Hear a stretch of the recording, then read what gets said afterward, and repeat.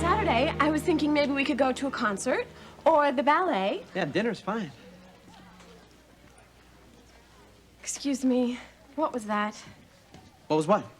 You were looking at Viki? I wasn't looking at her. I was just saying hello. Don't you think it's a little rude to be talking to someone when you're thinking about someone else, Alex? Eric? Excuse me? What was that? What was what? You just called me Alex.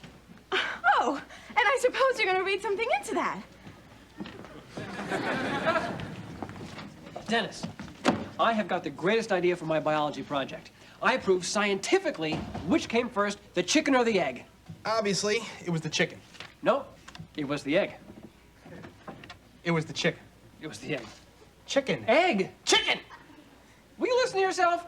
This is my science project, and you still have to one-up me. You're always trying to get in the last word. No, I don't. Yes, you do. No, I don't. Yes, you do. No, I don't. Yes, you do. Excuse me. It seems each of you thinks the other always has the last word. That's right. But there you go. Now, each of you has had the last word simultaneously. So the next one who speaks to the other loses.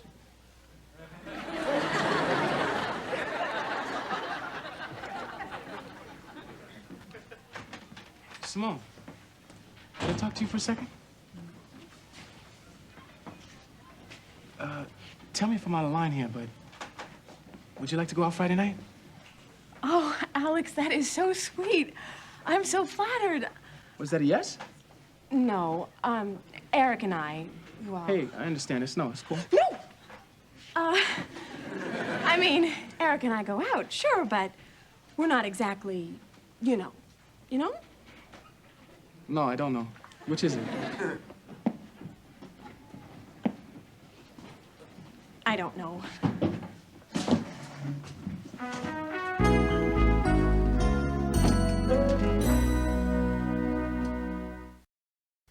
In fact, by participating in our revolution, the French had virtually wiped out their finances, which became a leading factor in their own revolution. And so, with the help of this nifty little bibliography, I'd like, say, 1,500 words by Monday, comparing the two revolutions. Au revoir, mon ami. Bye, Mr. Moore. Oh, come here.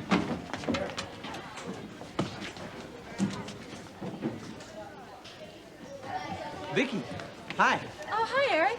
You know, I meant to tell you, that was a really brilliant analysis you did of Moby Dick for Mrs. Butler's class. I mean, Ahab symbolizing the intellect of man, challenging the primeval forces of nature, of the spiritual, of God itself. Thanks. I also liked it because the fish won. That too. Mr. Moore, can I talk to you about something of a very personal nature? Well, sure, Simone. You know, I'm always ready to listen to whatever it is that's bothering you, Thanks, Mr. Moore. as long as it has nothing to do with you and Eric. You know, I did vow not to be involved any longer in your relationship. Yes, I remember. So what was it you wanted to talk to me about? Well, see, I have this friend, Kathy, and she's been dating this guy, Heathcliff. Well, there's another guy, Todd, and... Goodbye, Simone. Goodbye, Mr. Moore. See you later. See ya. Viki, you want to go out Friday night? Sure, Alex, I'd love to. You're gonna go out with him? You got a problem with that? No, but I was thinking about a possible date with you. What about Simone? You and Simone, of course. Double date. That's so sweet. Bye. That's very sweet. But I think Viki and I will go out by ourselves Friday. Bye.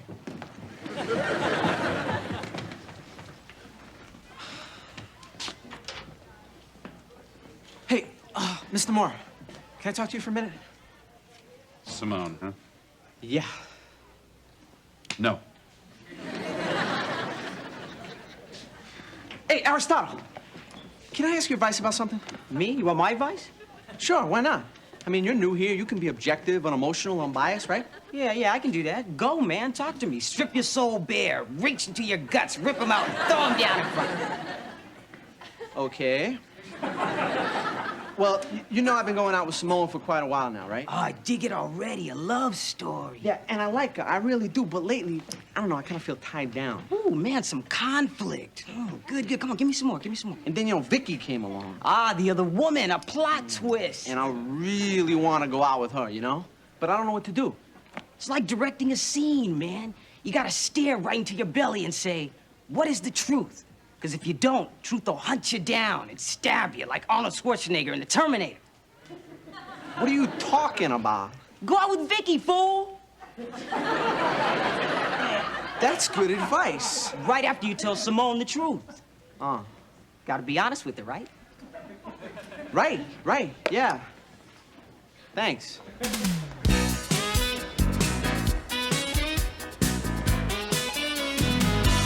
Hi, Simone. Hi, Alex. Alex, when you asked me out yesterday, were you serious? Yeah. Do you still want to? What about you and Eric? Oh, don't worry about Eric. Hey, I just stopped worrying. Great. If you like art, I'll show you my favorite place in the whole city. That sounds like fun to me. Okay, see you Friday night. Friday night? I really want to go out with you, Simone, but, It's me, isn't it? Oh, I'm so pushy and overbearing. I hate myself. No, you're great, Simone. Look, we're on for Friday night, definitely. All right?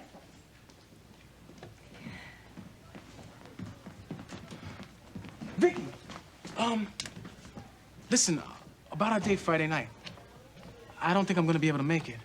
See, my mother's sick. She's got the flu. I probably should stay home with her.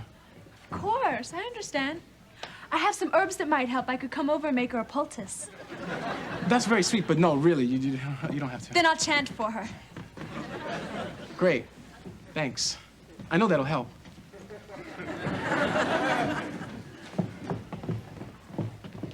Hi, Eric. Hey, Viki, hi. Listen, I have some bad news. What's the matter? Alex can't go out with me. Aw, shucks. Yeah. His mom is sick, but I was wondering, would it be okay if I still tagged along with you and Simone on Friday night? Well, sure, it'd be great for you to come along with us. Except, I don't think Simone can make it. But if you'd like to go out with me Friday night, Simone won't mind?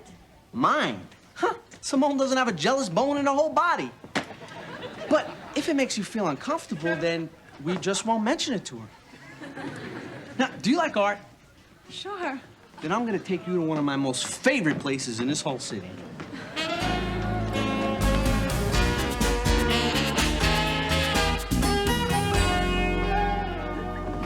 I can't believe it. You have a date with Alex tonight. And it's okay with Eric? Oh, well, I'm so excited I can hardly wait. Till history class, huh? Yeah, I love it too. Well, better get going. I can't, you have my books.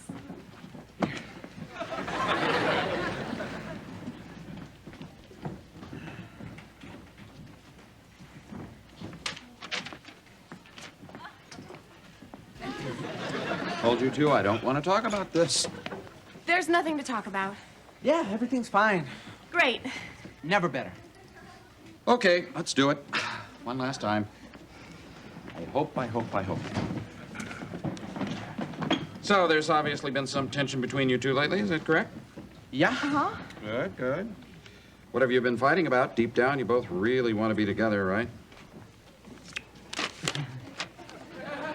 Good. That's all you need to know. So, Eric, you have any plans for tonight? No. Just asking.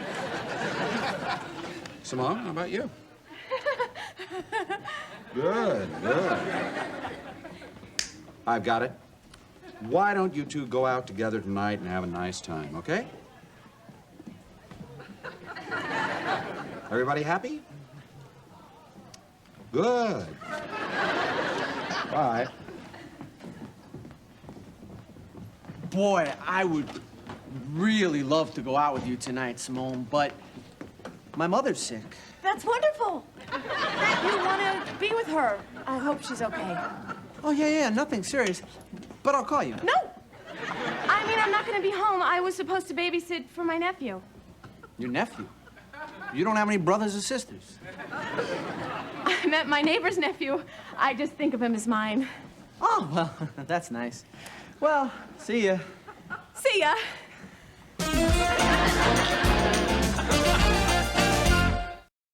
Sit down, boy. Sit down. It's come to my attention that you two boys are not speaking.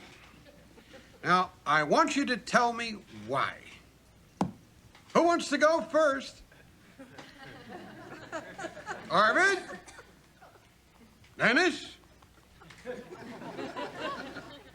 Mr. Moore?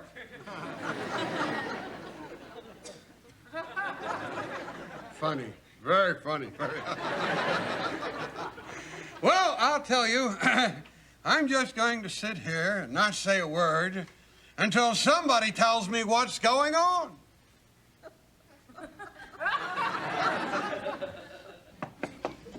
Dr. Samuels, Nurse Sweeney's here for your shots. Is everything all right in here? Could you come back, Nurse Sweeney? I think they're praying.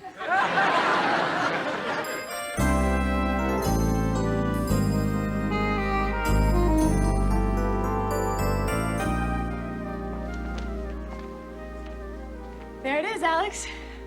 This is it. It's my favorite painting. It's beautiful. Look at the reds. They're so striking, passionate. Oh, yeah. And the grace of the lines? He must have been totally consumed by the vision. I know the feeling.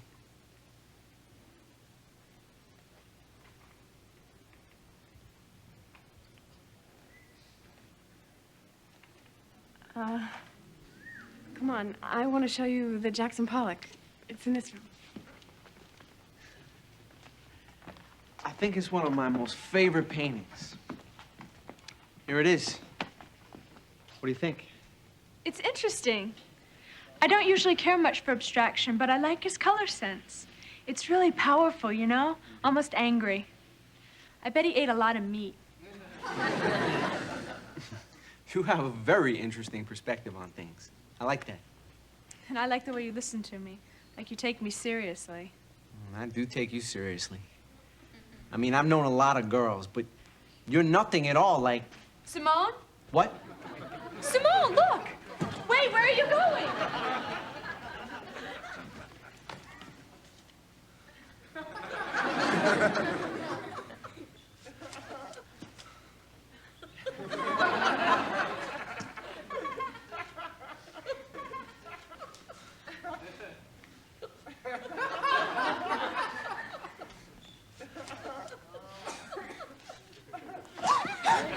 Simone! Eric! What are you doing here? What do you mean? I thought you were babysitting. I am. I brought my nephew, who's really my neighbor's nephew, to the museum for some culture. Right now, he's crawling around the Italian Renaissance room. Oh, yeah, right. You expect me to believe that? Italian Renaissance? Oceanic art? Well, what are you doing here? You said your mother was sick. She is, and I'm very depressed about it. That's why I came here, to look at our painting. Oh, Eric. Oh, I'm sorry about your mother and about doubting you, and I've done something just terrible. Please forgive me. There you are. What's going on here? I can explain. Eric, what's going on here? I can explain. See, Simone, why did you run away? Hey, what's going on here? Alex, I can explain. what is going on here? Eric, I can explain. Do you know what's going on here? Yes, you lied to me. You told me your mother was sick. I can explain. See, Well, maybe she caught it from Eric's mother. Oh, I can explain. well, you should do some explaining. All right, what is going on here? He can explain. You better start explaining. You what you both better.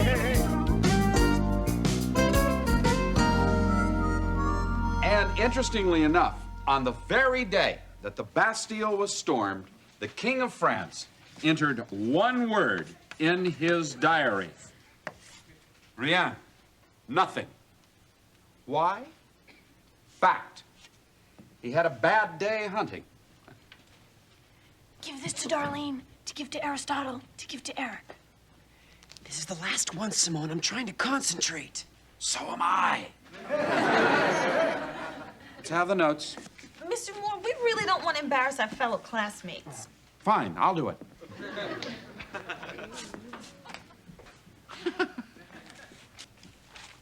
Feels like a paper drive. All right, here. I really care about you, Viki. Love, Alex. Oh, that's sweet. I really, really care about you, Simone. Love, Alex.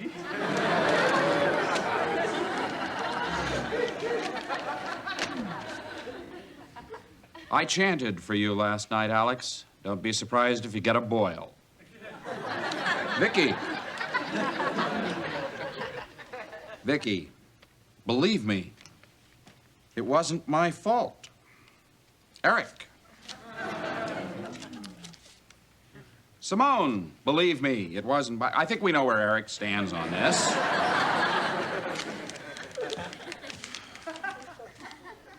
Eric, you're a jerk. I hate your jacket. I hope your zippers rust. Simone.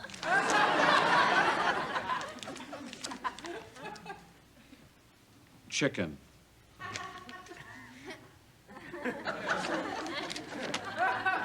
Egg.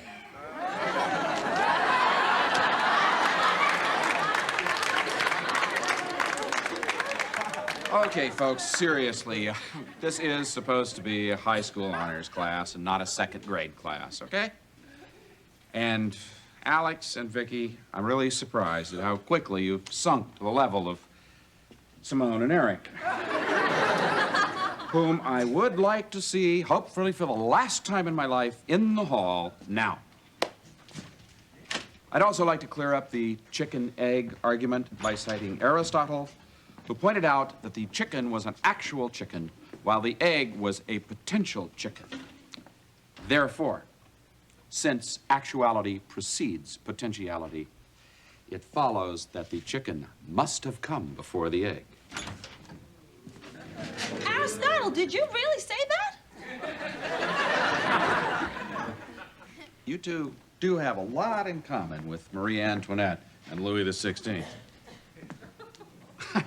Because of their dishonesty and their inability to face reality, they failed to notice that the world was crumbling around them. Now, of course, your world is smaller, but it's crumbling. In my classroom. We're sorry we disrupted class, Mr. Moore. And I think I know what you're going to say. We should try and resolve our differences. Yeah, I'm willing to give it another try. Well, I'm not. What? Oh, look, Eric, you've been flirting with Viki since the first day she walked into class. Now, obviously, you're trying to send some kind of signal to Simone, so why don't you just come out and say it? Well, Go on. Simone, I guess the truth is, I want to go out with other girls. Oh, Eric. Oh, Simone, come on. I mean, you enjoy Alex flirting with you. You've done everything in response, short of drop your hanky. Mr. Moore, now really. Hey, come on. Just be honest. Well, Eric, you were my first boyfriend. And you're wonderful. But after going out with Alex, I don't know how to say this. It's okay. I think I understand. I'm glad that I could bring you two apart.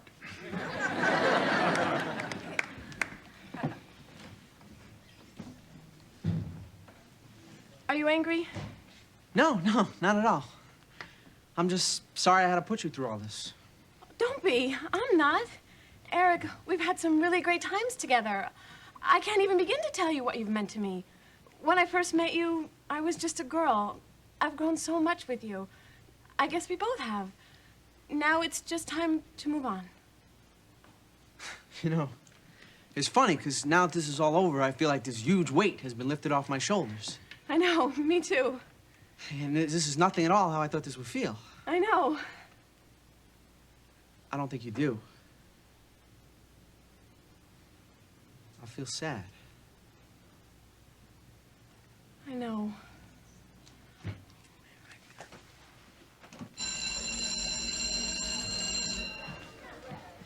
Is it safe to come out?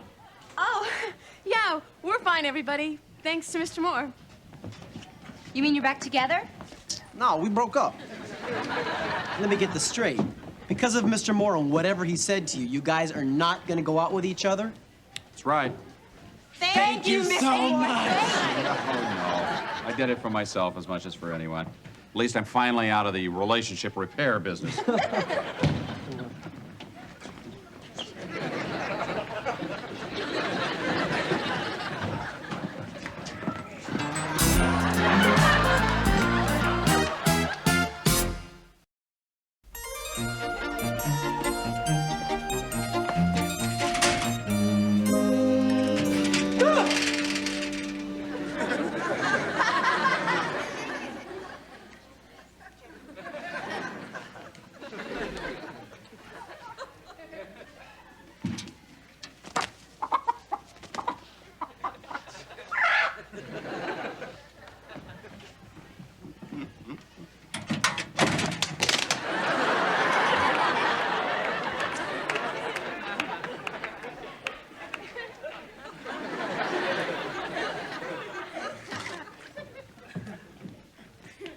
Well, this proves one thing.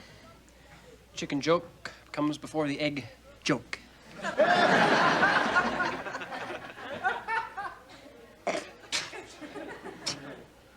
Dennis, we have to talk. I mean, this silence is causing a rift in our friendship, and our friendship's more important to me than any silly bet, so what do you say? You're right. You lose.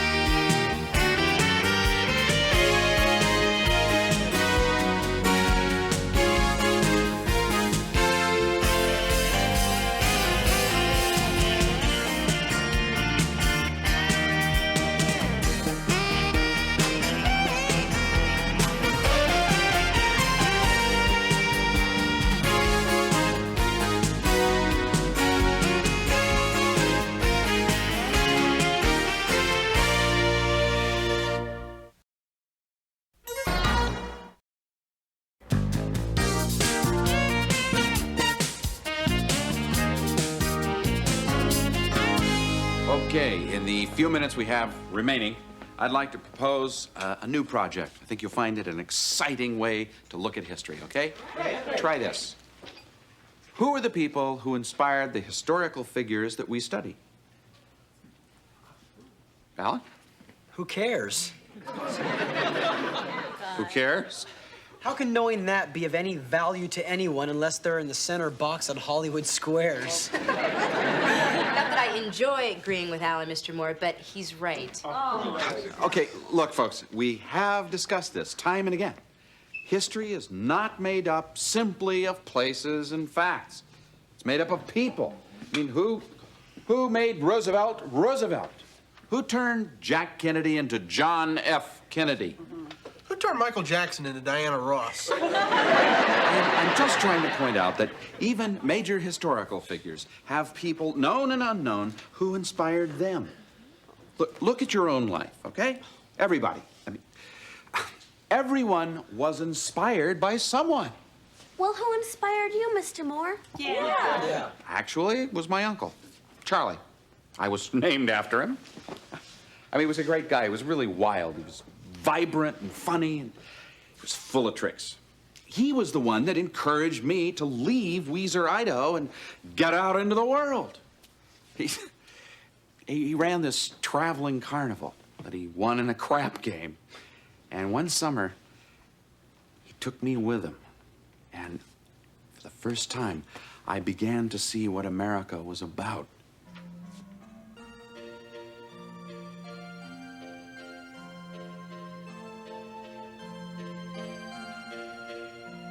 He's been dead about 20 years. But I still picture him.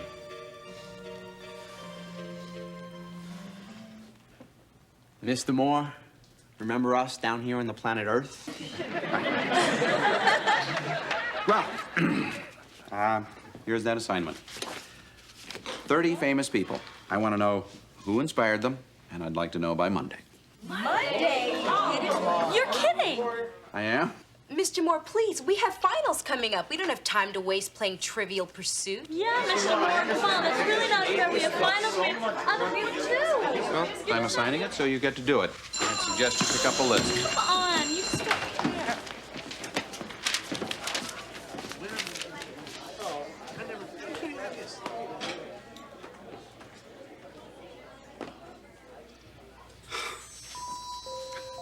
Tell you, Uncle Charlie, it is like this so often lately. I keep trying to open them up, you know, but I'm just not getting through to them like I used to.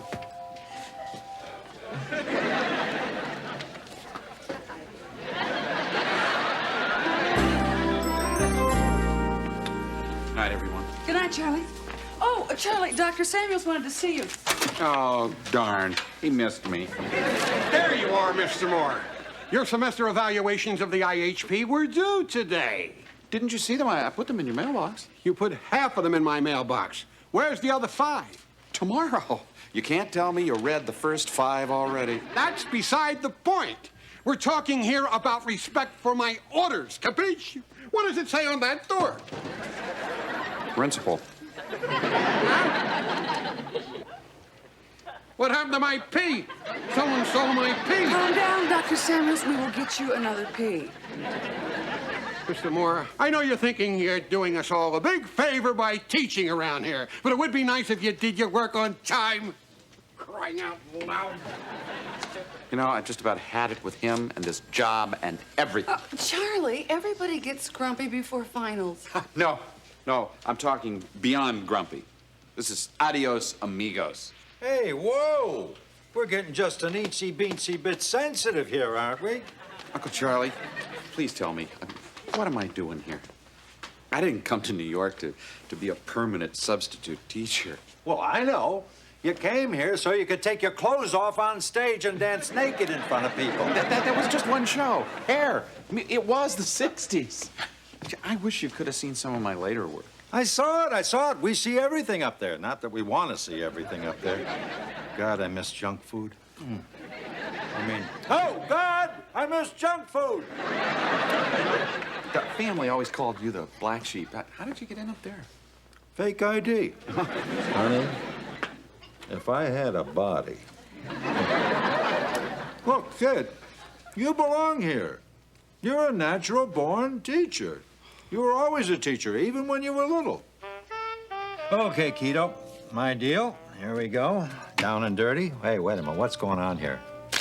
Yep, that's a light deck. You holding out on me? No. Look at that. Got an ace right behind your ear. I'll say that's a wow. Now, as I was saying before, you will find that the girls in Chicago and New York are quite a bit different from the farm girls around here. They will actually allow you to kiss them without putting an engagement ring on their fingers. Uncle Charlie! What? You're dealing from the bottom of the deck. I sincerely hope so. This takes a lot of practice. You cheat your own nephew? Charles, I'm trying to show you how to do this. You want to get ahead in life? You got to have a little bit of an edge. Not by cheating. Wise up, Chucky. It's a cruel world out there. Everybody cheats a little bit. Play those. Winning isn't everything. It's how you play the game. If a guy's got to cheat, he's lower than a lizard's liver. If I want to be preached at on a Sunday morning, I will go to church.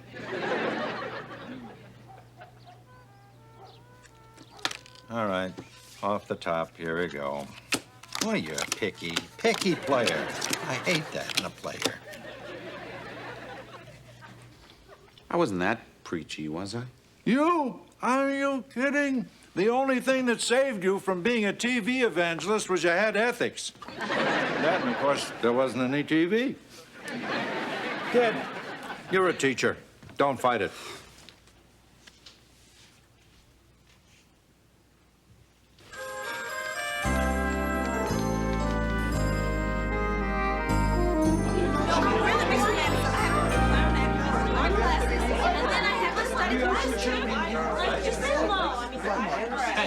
Hey.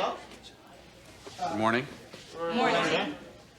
Mr. Moore, if I could speak for the others, considering our workload to prepare for finals, could you please rescind the assignment you gave us?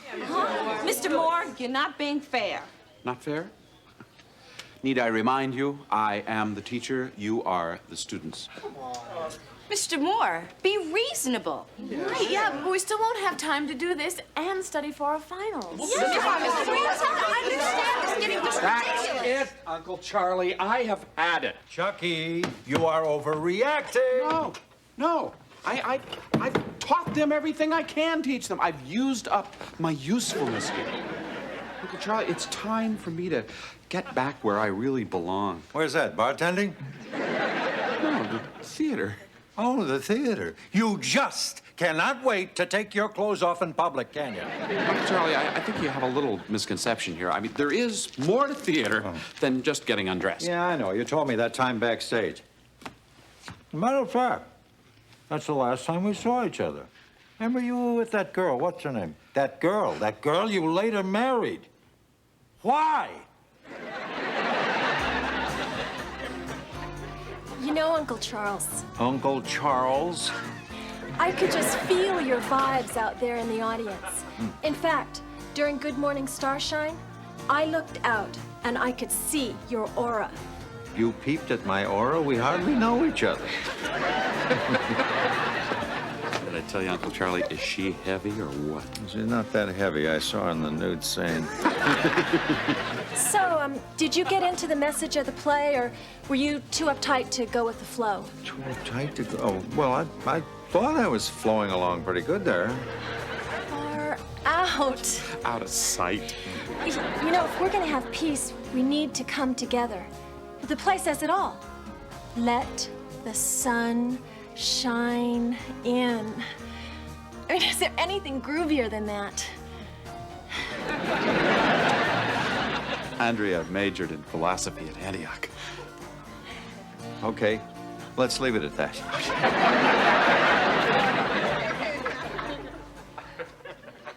Okay, I was young. And that's the life you want to get back to? With the life of the theater, yes. Right now, it is. So An assignment is an assignment.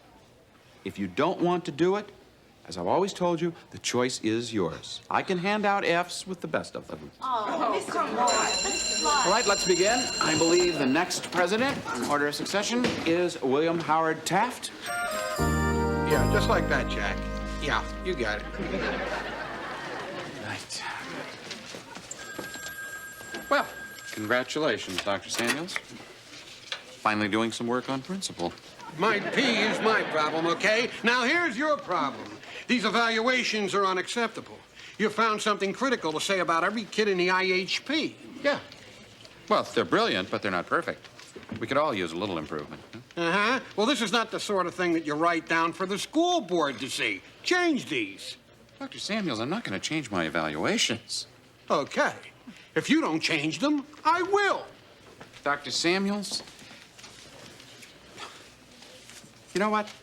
I don't care. You do whatever you want. Change them, don't change them. Fine. I can't go on fighting. Next week is the end of the semester. After that, I promise you, we'll never argue again. Finally changing your ways. No, I'm changing my occupation. Starting next semester, you need a new history teacher.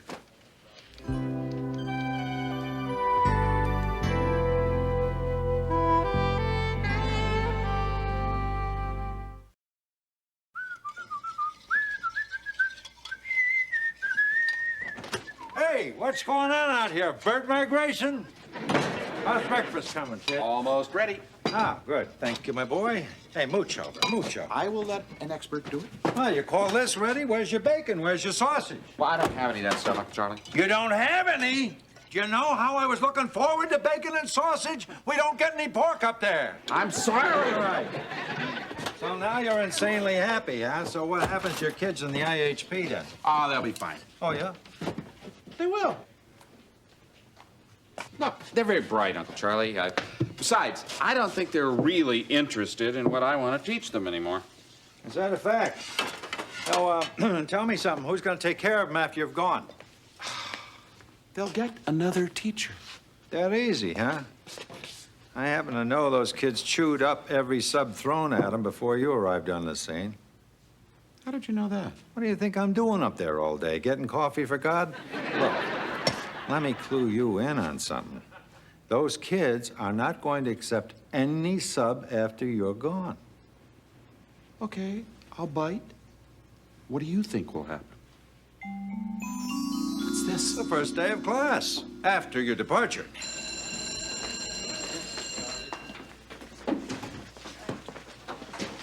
Okay, so who's gonna teach?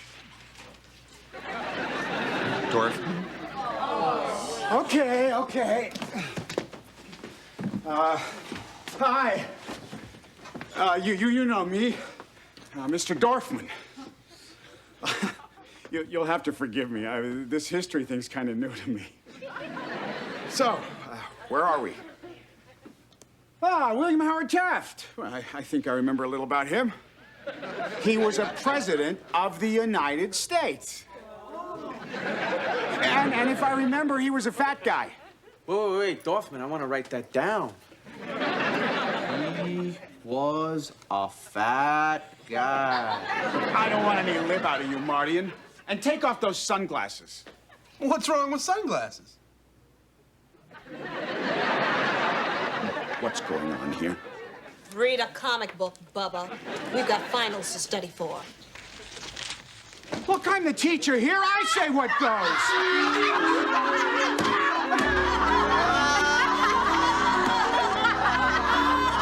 This is ridiculous. It won't happen like this. I mean, these kids would never behave this way. And there'll be another teacher to replace me the same way that I replaced Mr. Thomas. If you say so, Chucky. Gee whiz, Uncle Charlie, I can't live my whole life for them. They're gonna graduate anyway. I wouldn't always be around.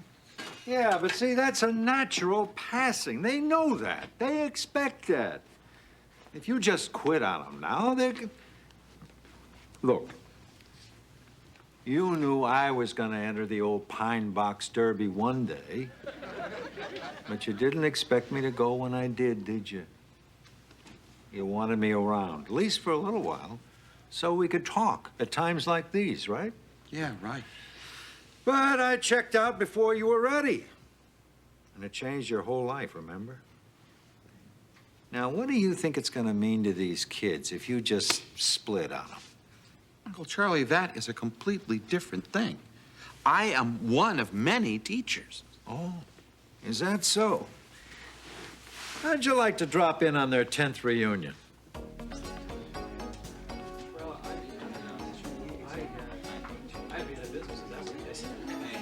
Hail, hail, the gang's all here. Maria? Maria! Arvid? Hi, baby! I didn't recognize you. You look so, available. What have you been doing?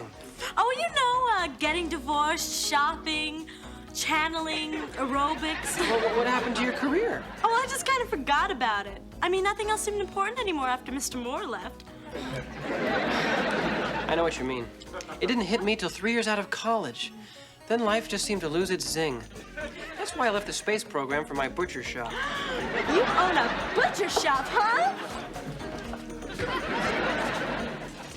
So I was just bumming around looking for the meaning of life. That's when I ran into Jawaharlal. I was telling fortunes on the beach in the Caribbean. He's good. Told me I had no future. So now I shill for him. I guess we all changed. I should have never married her. It's a disaster. You're the disaster. He just mopes around the house all day. He won't write. We're practically starving now that I had to give up mud wrestling.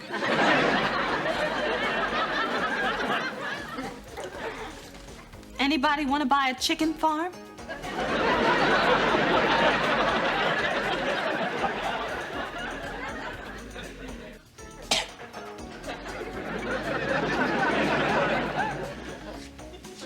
Somehow, this makes sense to me.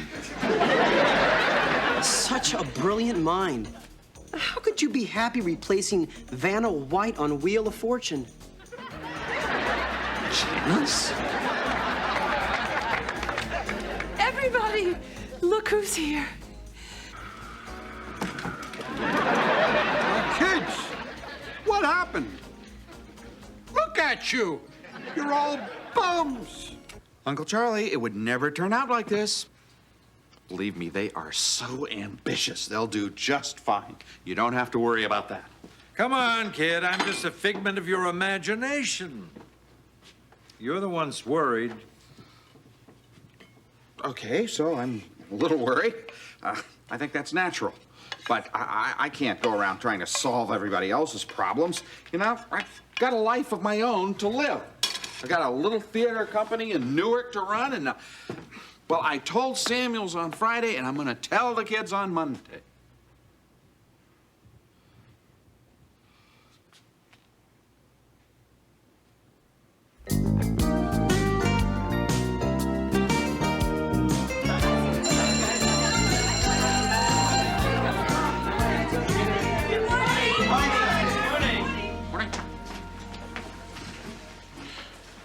Okay, before we start class this morning, I'd like to say something. Over the weekend, I did some thinking, and I made some decisions, and I'd like to share them with you. First, I know that you have a lot of serious cramming to do in this coming week. So compared to that, I'm sure my little assignment must seem, as one of you noted, trivial. So let's just forget my assignment, okay? Cram to your heart's delight. Mr. Moore? Yes? We've already done the assignment. Yeah. Yeah. After Friday, we all talked it over, and we agreed that we've been acting like ungrateful brats. Even I've been less than perfect. You've done a lot for us, always encouraging us to look at history in a new way, and, well, I guess we started to take you for granted. Sorry. We're all Sorry. And in addition to doing the assignment, we also thought that we could each tell you individually the person who inspired each of us most the way your Uncle Charlie inspired you. And I thought I'd be the one to start. The person who's inspired me the most? Charlie Moore. Simone? Charlie Moore. Charlie Moore. Charlie Moore. Charlie Moore. Mr. Moore. Mr. Moore. Charlie Moore. Charlie Moore. Mick Jagger. Charlie Moore. So what was it that you wanted to share with us?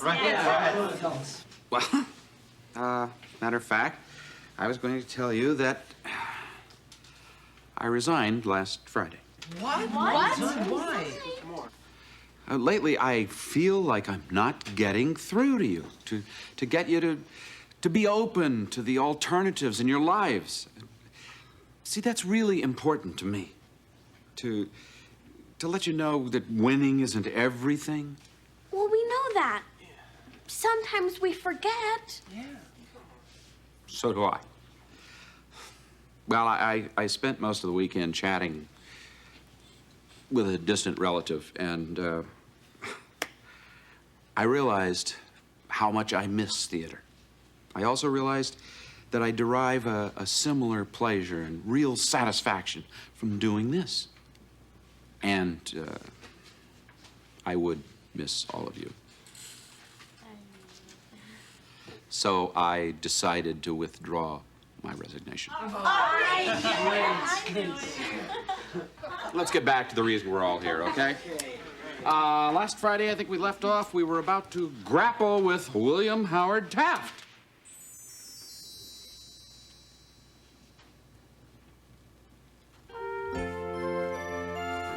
Okay, Taft. Someone once said he was a fat guy.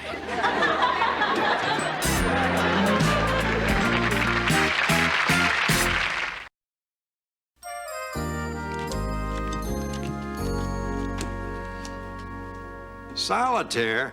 Hey, let's play a man's game. As I recall, you liked poker. Right. Bogey in Houston got a hot game going on upstairs later, but I can play you a few hands. Deal. You remember how to deal, don't you? 5 cards off the top. Yeah, I remember 5 cards. Okay, deal. Deck sounds a little light. Huh? Excuse me. Kid, you're learning.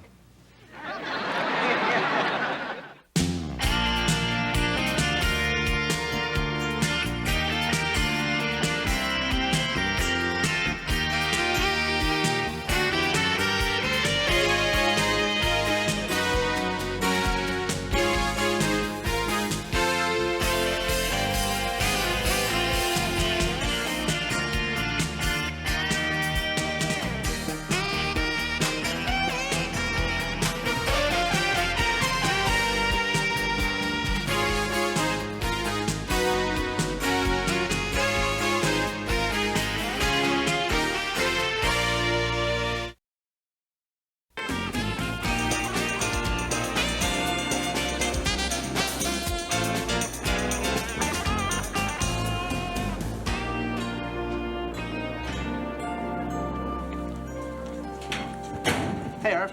Hi, Dennis. What do you got? This is my science project. The Blunden superconductive electromagnet. A magnet so powerful it could suck the fillings right out of your head. Wow. Want to see it work? Yeah. Watch this.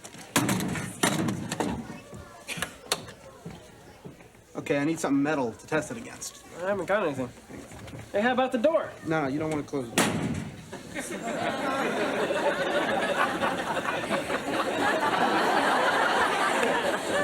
What's the matter? Go ahead, Arvid. Open the door. It's stuck. It's not stuck. That's the magnet working. Wow, that's a strong magnet. Dennis, you're gonna get an A. How am I gonna get it out of my locker? Well, we don't have time now, Dennis. We gotta get to class. Come on.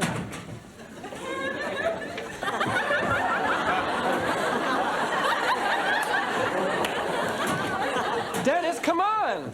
I can't. Why not? My belt buckle, Arvid.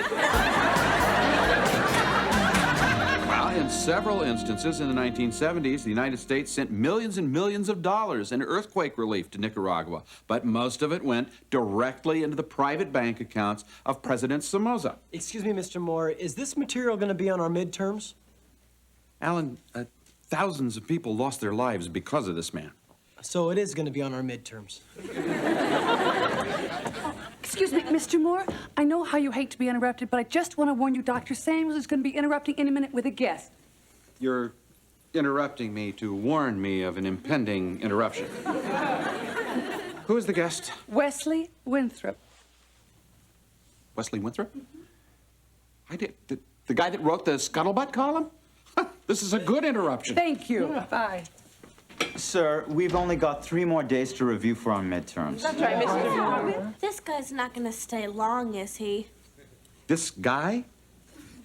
Does anybody know who Wesley Winthrop is? No. I can't believe it.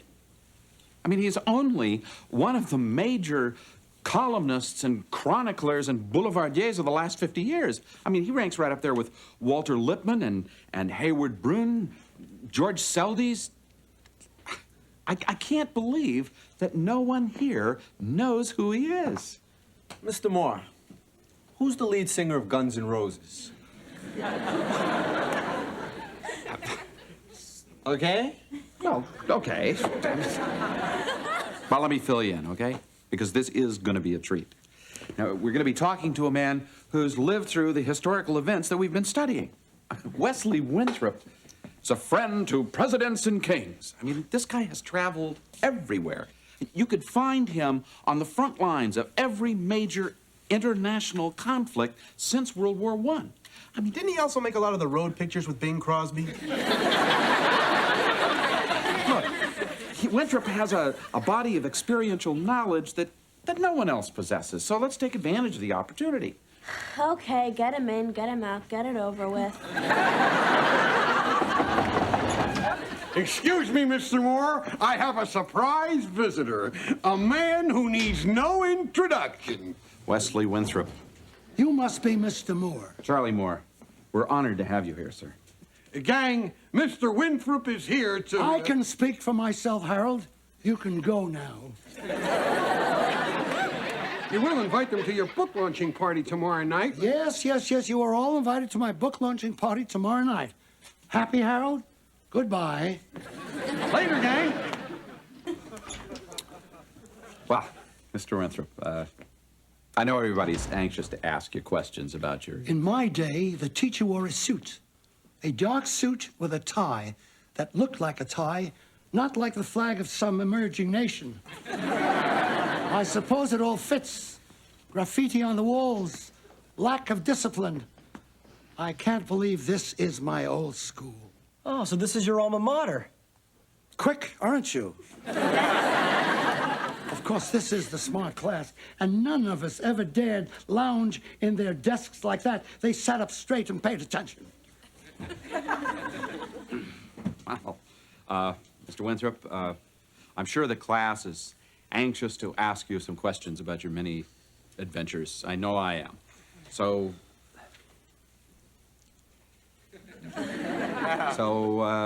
we were talking about South American dictators. The Somozas, the Duvaliers, Batista. Batista, Havana. God, how I miss those casinos. Castro squeezed the life out of Cuba. Well, of course, before Castro, Batista was sucking the blood out of Cuba. Oh, Fulgencio Batista, 1940 to 1944, 1952 to 1959, right here. Batista, the stenographer. No. You probably knew him personally, I bet. Huh? See, I don't get my history from books. I lived it. I was there.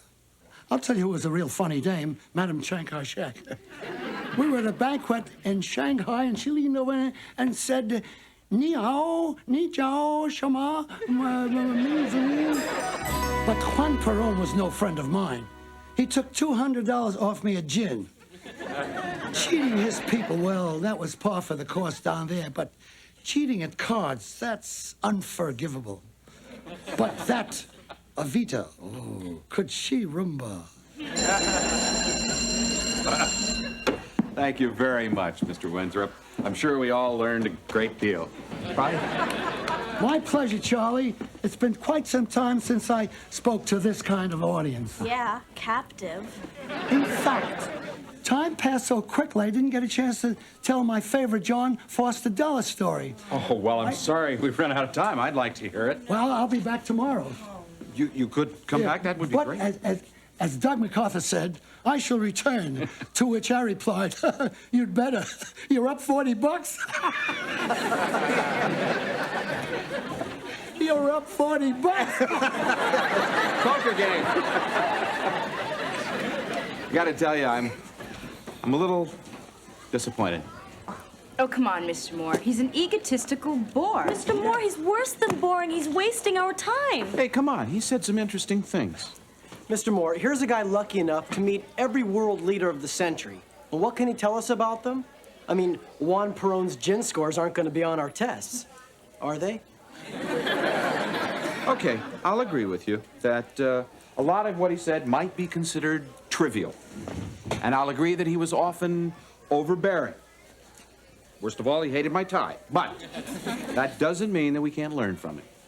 But you don't have to think of him as an old fogey. You can think of him as an old and treasured book. Yeah, gone with the windbag.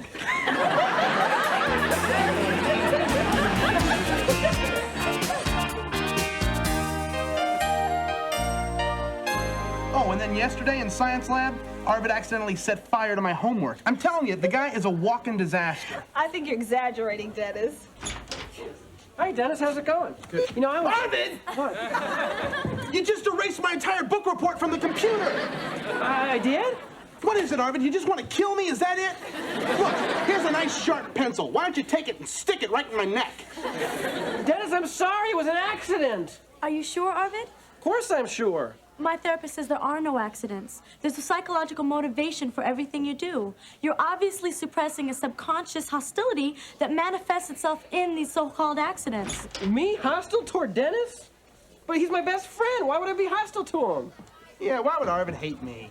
Well, what about the time you used his rare coin collection to tip the pizza guy? That was years ago. I've forgotten all about that.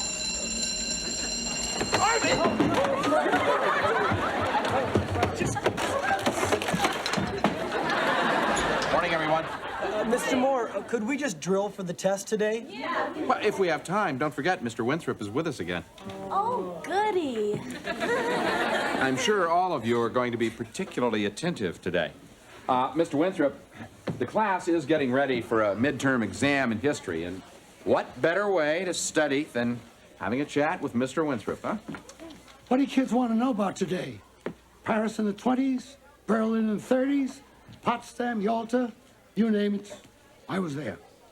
I'd like to hear your version of the Yalta Conference. I mean, did the West really buckle under to the Russians? No, I've always wondered about this. I was there with Winnie Churchill, FDR, Joe Stalin.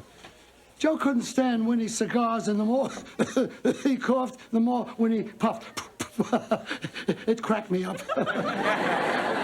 Yeah, but what did they talk about? What did they talk about? They talked about which one had the biggest office. Excuse me, Mr. Winthrop, when was the conference? When? Hell, it was near the end of the war. It must have been winter. It was so cold, I almost froze my rear off. The palaces are damn drafty. Could you be more specific? Yeah. The palaces didn't have any heat. The Yalta Conference, February 4th to the 11th, 1945. Excuse me? History is more than just dates, you know. Try asking him about people. Truman? Trotsky? Mussolini? Oh, there was a guy. Benito.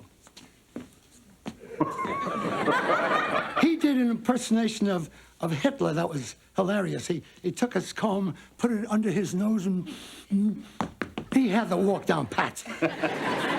Was that about the time Mussolini invaded Ethiopia? Yeah. It was about the time I stole one of Benito's mistresses. He was furious. I took it to Spain while I was covering the Civil War with Hemingway. But the invasion of Ethiopia was 1935. The Spanish Civil War didn't start until 1936. Yeah. 1936, 35. What the hell is the difference? She was gorgeous. Excuse me, Mr. Moore, but this is a history class, and the midterms have put us under a lot of pressure. We'd prefer to learn some facts, not listen to some cocktail party gossip. Mr. Winthrop, I'd like to say that... You needn't say anything. Youth has spoken. Unfortunately, its voice is loud, crass, and rude. Goodbye.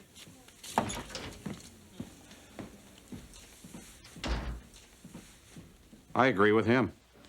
Look, you have to admit, he doesn't have his facts straight. Fact number one. Wesley Winthrop is 85 years old, and as far as I can determine, he has not wasted a single moment of his life. Now, fact number two, he has some incredibly rich memories crammed into his mind. So it doesn't really matter if he gets his dates mixed up. You can look those up anytime you want to. Fact number three, here's a man who's seen everything, he's done everything, he's been everywhere, he knows everyone, and yet late in his life, he chooses to come back to Fillmore High School. Now, doesn't anyone wonder why? I just hope that the next time you're faced with a similar situation, you'll try to learn something instead of trying to prove how smart you are.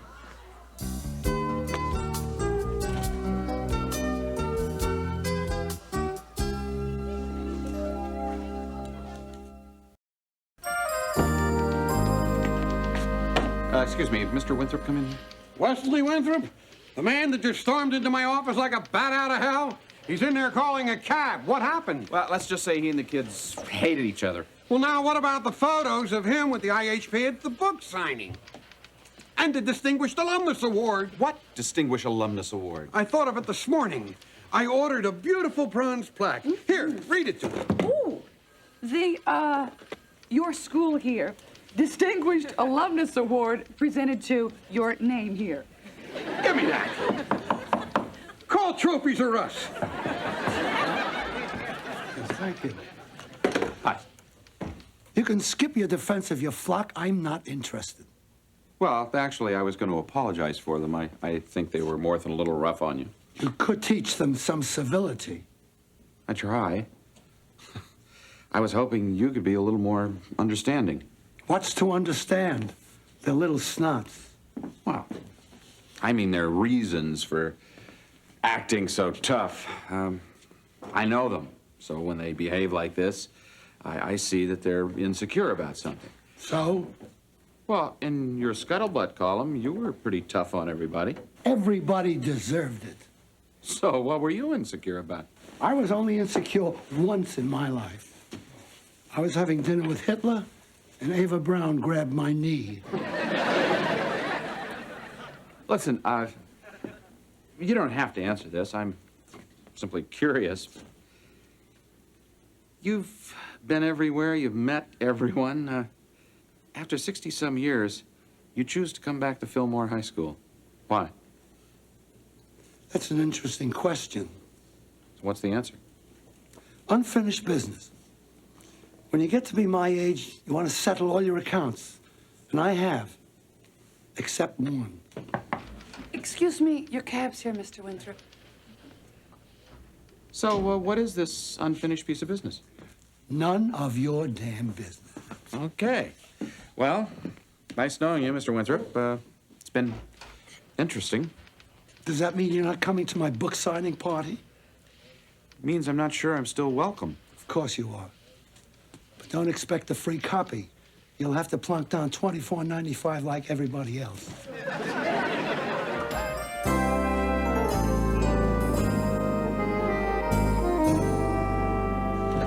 Thank you for coming, Ben. Hi. Hi. It's not a bad turnout, huh? Yeah. Where's the photographer? Oh, I was hoping to see some of the IHP kids here. Please, we've done enough to upset Winthrop. I don't want this to turn into a rerun of Geraldo. So, you decided to come. Oh, well, you know me, Mr. Moore. I like anything that has to do with books. And you know me, Mr. Moore. I like anything that has to do with Simone. You sure that's why you decided to come? Hi, Mr. Moore. We just happen to be in the neighborhood. What a surprise, yeah. Great. I think you're in time to hear Mr. Winthrop read from his book. Oh, great. We made it. Thanks. And then there was the time you changed the date on my watch. I was the only kid in school that Saturday. Maybe Maria's right. Maybe I am still angry with you. Go ahead, Arvid. Get it all out. Maybe I will. Maybe I want to get back at you for all those years of practical jokes. The dribble glass, the kick me sign, the electric toilet seat. Oh, and the time you put a mousetrap in my pocket protector. Are you finished? Yes. Are you sure? Yes. Would you like to get off my foot? Oh, sorry. What are you hooligans doing here? Read the sign. This is a bookstore, not a bowling alley. Mr. Winthrop, I'm sure we'd all love to hear you read from your book. As my old friend Milton Friedman said, there is no such thing as a free lunch. Now that you've had your wine and cheese, you'll have to pay for it by listening to me. Here's one of my favorite passages. I was in Paris when Lindbergh landed. He could never stand missing one of my dinner parties. But my Marlin was 10 pounds heavier than Hemingway's. After that, Papa never sent me another Christmas card.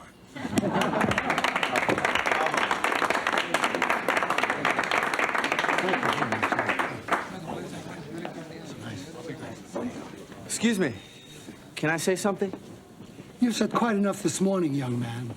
I know. I'm sorry, but I learned a lot since then. See, I went to the library and I read some of your old columns, and I was just wondering about the Yalta Conference. What's the matter? Did I get a date wrong? No. I was just really interested in that story about when you took the chicken soup up to Roosevelt. I mean, if he was really that sick, it's no wonder he couldn't negotiate a better treaty with Stalin. Yes? Well, that changed the face of Europe. And possibly contributed to the Cold War. It all makes a lot of sense now. Well, thank you. Mr. Winthrop, I just want to say we're sorry if we hurt your feelings. Yeah, I guess we can be a little difficult to get along with sometimes.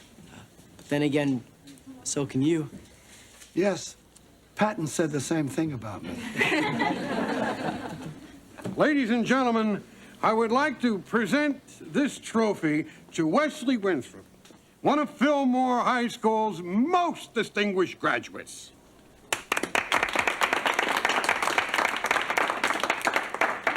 Well, as long as we're telling the truth is, I never did graduate from high school. Great. There's $20 down the drain. Here's a book. You owe me 5. You see, I left school when I was 15. I lied about my age and went off to fight in France, and I've been moving around ever since. I have packed 10 lifetimes into one. But I still regret that I never graduated high school. I know it's silly, but I've always felt insecure. You were right, Charlie. And I always felt a little like an imposter. I promised my mother I would go back and get my diploma, and I never got round to it. So I'm afraid I'm not able to accept this. I'm sure with all of Dr. Samuel's connections down at Trophies R Us, you could get this changed to read Fillmore High School's most distinguished honorary graduate. Nothing would give me more pleasure. Congratulations, sir. Thanks for coming. Thank you. Listen, it has been interesting. I wanted to tell you, you're welcome to come back to my class anytime.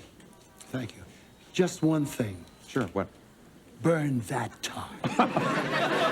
Listen, you want to get some coffee? Yeah. Huh. I'm really quite curious. How did you go about stealing Mussolini's girlfriend?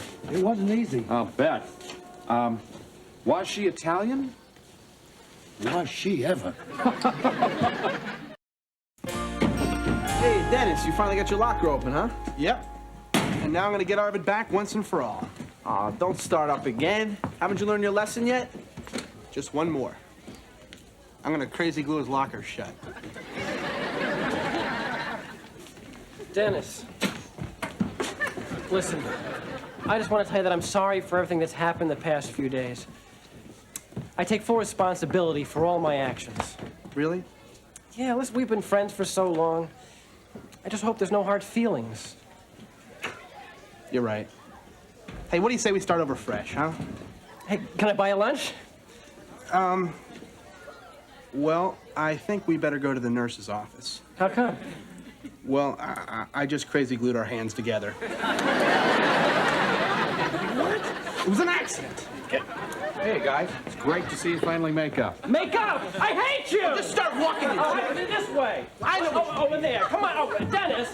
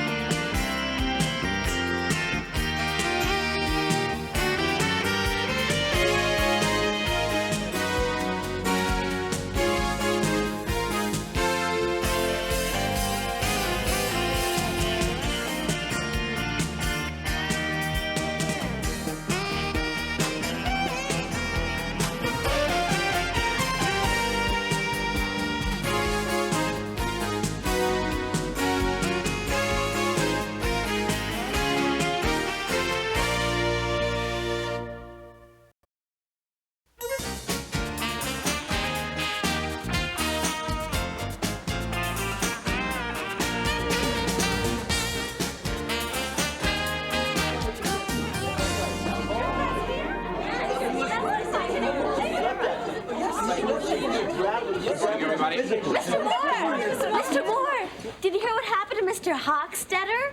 Your calculus teacher? Yeah. Not anymore. He got into an argument with a gorilla. That's rare. These days, it's hard to find a gorilla who can argue calculus. Most of them are English majors. Mr. Moore, it's really true. Mr. Hochstetter was taking his doctoral thesis to the typist. He cut through Central Park and stopped at the zoo to visit Momo the gorilla. Well, that's right. Well, his thesis was teaching number theory to primates, and he's about to achieve a major breakthrough by holding up a bunch of bananas and saying, "How many bananas do I have in my hand?" Not a good idea. You're not kidding. Momo tried to pull the bananas and Mr. Hochstetter through the bars. The bananas got all squished. Mr. Hochstetter, too, I imagine. Yeah, he got a broken nose, 2 black eyes, a sprained wrist, and bruises all over his body. He's in the hospital, but he's gonna be all right. Well, it certainly sounds like a terrible thing. Maybe we should try and look at the bright side of this. No, I'm not sure there is a bright side to being mauled by a gorilla. I'm sorry. I'm sorry. You're probably concerned about who's going to teach your class. Oh, yeah, you're right, Mr. Moore. The advanced placement exam is in a month, and we don't have a calculus teacher. You know, if I don't pass that test, I can't get into a good college. I won't get a good job, and if I don't get a good job, what'll I do? Okay, Arvid, look. What about a substitute teacher? That's right. I could end up as a substitute teacher. Ugh. Sorry, Mr. Moore. Yeah, I meant that Dr. Samuels will find you a good substitute teacher. No. Yeah, we can depend on Not that easy, Mr. Moore. There's only 3 AP calculus teachers left in the whole city. Counting Mr. Hochstetter's 3.5.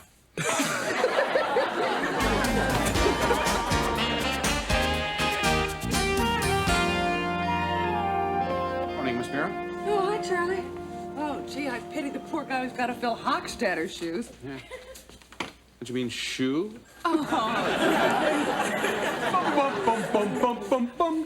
Your beloved principal never ceases to amaze himself. For my IHP, I have found the calculus substitute from the gods.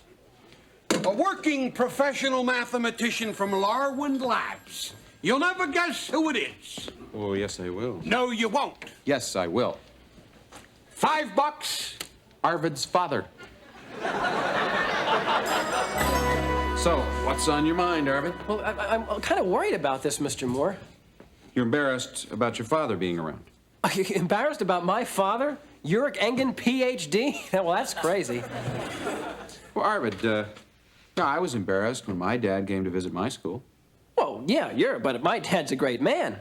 I mean, he's a genius. He was published in Scientific American. He's on the school board, you know. You know, I remember when I was a kid, he was going to teach me to play catch, and he started explaining Newton's law of thermodynamics. I mean, of course, when I was older, we'd go out to the park with our bat and ball and gloves and have some really intense discussions. Sounds like you spent some time together. Yeah, we were always very close. You know, Mr. Moore, before I was in the IHP, I didn't have many friends. I mean, even the puppy I rescued from the pound left me for a more popular kid. Sounds like your dad was a good friend. Oh, he was my best friend. I mean, all those hours we spent together, just him and me and Mr. Potato Head. I mean, so you can understand why I'm worried.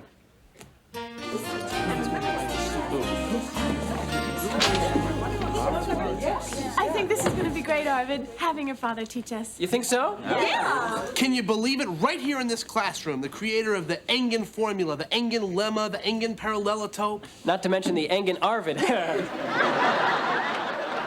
going to be kind of nice to be taught something by someone who actually makes a living at it. Yeah, just think. Well, good morning. Good morning, sir. Hi, I'm Dr. Ulrich Engen. We know. We're thrilled to have you here. Well, thank you. I'm thrilled to be here. Yes. And I just want to say that by the time I'm through with you, that advanced placement exam you're worried about will be a breeze. Yeah. They'll have to get Carl Sagan just to grade our papers. Looks like we really lucked out, huh, guys? Yeah. Oh, thank you, thank you. Well, let me break the ice with a math joke. Okay. What do you get when you cross an elephant, and a grape. Elephant, grape, sine, theta.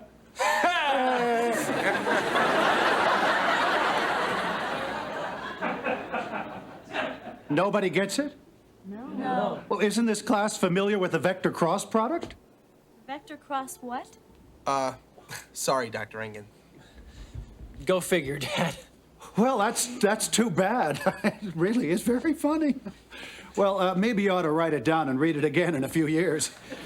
So, what was Mr. Hochstadter teaching you? Reviewing integrals. Yeah. Oh, that's high school stuff.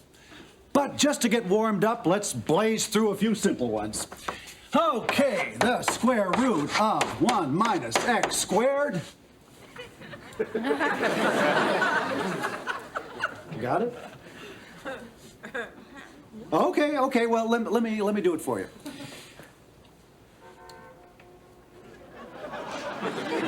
The answer is pi over 4. Wow. Wait a minute, Dr. Engen. How did you get that? Yeah, how did you get that? Isn't that obvious? No.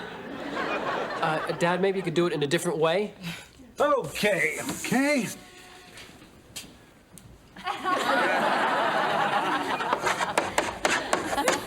Pi over 4. Thanks for clearing that up, Dr. Engen.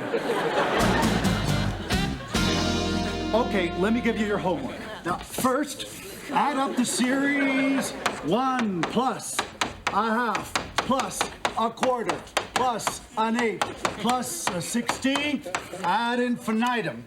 Okay, second, calculate the arc length of any lemniscate you like. And third, consider this equation.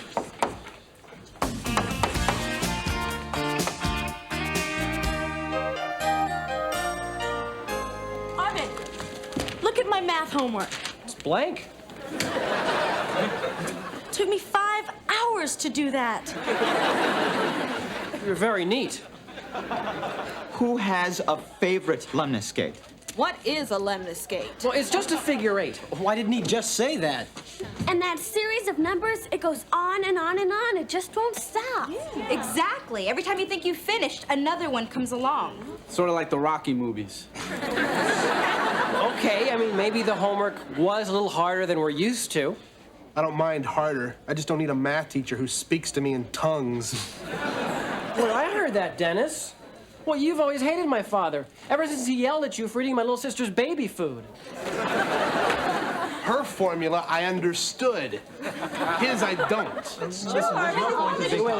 Wait. Could it be that he's just shaking this class up a little bit by challenging it? Oh, right. He's not challenging it. He's on the way to destroying it. Yeah, right. Destroying it? Destroying it? Yeah, Arvid. Remember the advanced placement exam? Well, at this rate, we'll all flunk. That's right. Flunk? Flunk? Hey, he happens to be one of the most intelligent, highly regarded men in his field. What about my field? If your daffy dad ruins my chances in math, I'm gonna be lucky to get a job cleaning windshields outside the Holland Tunnel. Daffy Dad? Hey, my daffy dad has forgotten more math than you'll ever know. Then why does he keep it to himself? Let us in on it. Face it, your father can't teach. No, he can teach. You can't learn, that's the problem. You've all been in the IHP for too long, you think you know everything. And finally, when you're confronted with a man who has a black belt in mathematics, you don't know what to do. So you become mean, petty, jealous, and disloyal. And as far as I care, you're gonna go jump in a lake! Whoa, talk about overreacting. Arvid will get over it. In a second, he'll come back in here and apologize for losing his temper. Yeah, he will. And another thing, you're spiteful, whining, pampered, rude, and uncivilized, and I hate you all! Mr. Moore, your class. Listen, why don't you get up? Excuse me. Class, Arvid. You've only had one class with Dr. Engen. Now, I really don't want to hear anything more about this until you've had 2 classes, okay? Thank you, Mr. Moore. It's nice to know I this. want to sit down. Okay.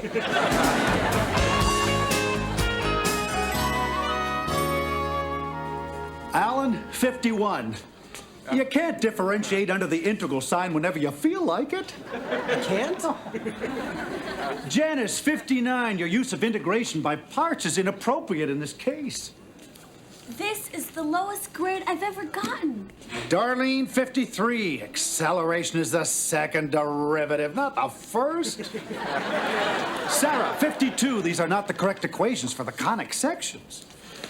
Maria, 39.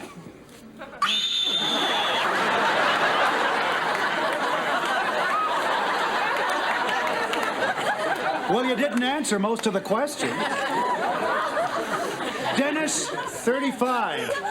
I hope you're not planning to go in the sciences. Arvid, you're slipping. What did you get, Arvid?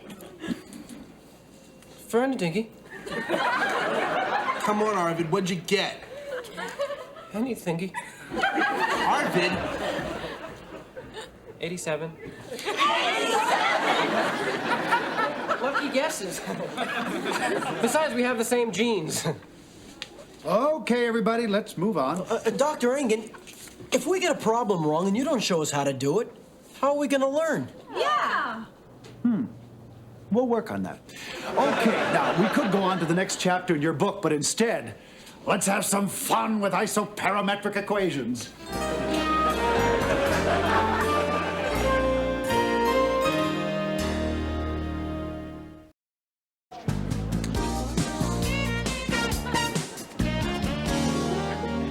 We, the students of the IHP, in order to form a more perfect calculus class and ensure that we pass the advanced placement test, do hereby petition the removal of Dr. Ulrich Engen from said class. Here, here. Come on, let's send it in.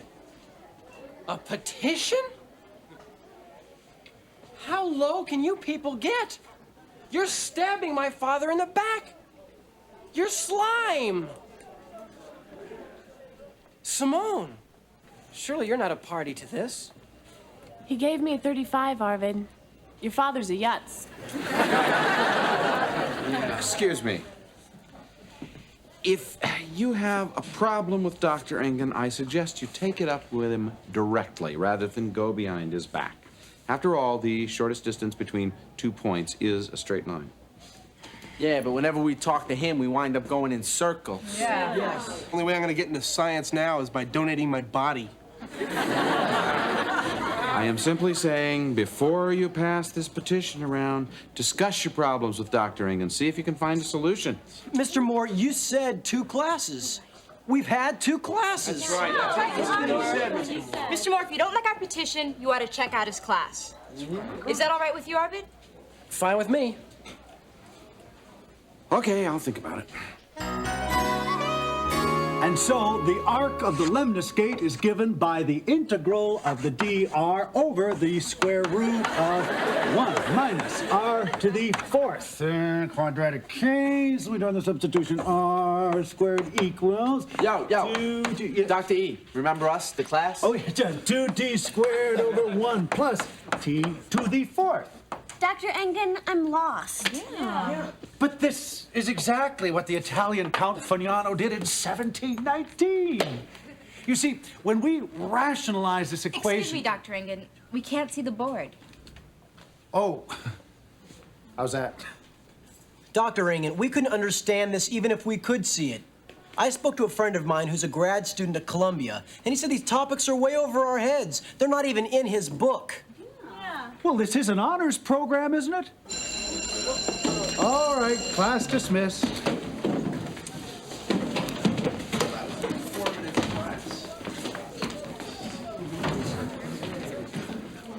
You know, it's just amazing how a little quirk of fate brought me here. Because if Hochstadter hadn't grappled with that gorilla, we'd have never found out what a rotten teacher he is. Dad, you know, I really like Mr. Hochstadter. Oh, I know. I've taught you to respect your teacher, son, but in this case, the teacher hasn't earned that respect. He has ruined this class, and I'm just afraid he has to go. Go? Well, we'll find him something in a junior high school. Excuse me, Dr. Engen, could I see you for a minute? Oh, sure. The IRS says it won't accept irrational numbers. Go figure.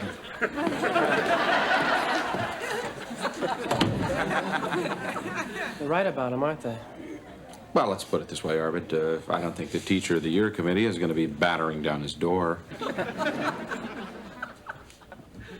He thinks Mr. Hochstadter's the problem. Yeah. But he's the problem. Yeah? I didn't want to see it. I was blinded by my own filial devotion. Well, that happens. So, are you going to confront him one-on-one like you said? I didn't say I was going to do that. I said I thought the class should deal with him directly. He'll be crushed. Well, under the circumstances, maybe you should be the one to talk to him. Me? Yeah. I couldn't do that, Mr. Moore. He's my father. I mean, how can I tell him he's not perfect at something? Is he perfect at everything? No, I guess he's not. Taught you to tell the truth. Yeah, he did. Yeah. Well, this might be a good time to do that.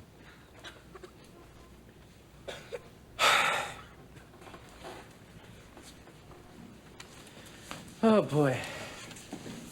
This is going to be harder than the last time. What happened then? I had to tell him I wanted to start picking out my own clothes.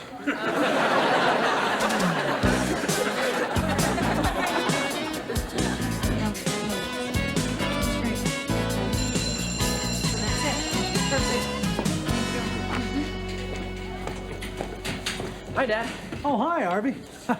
Dad, I'd like to talk to you as one number cruncher to another. You mean egghead to egghead? Actually, Dad, more like man to man. Oh, boy. Oh, this is serious, huh? What's the problem?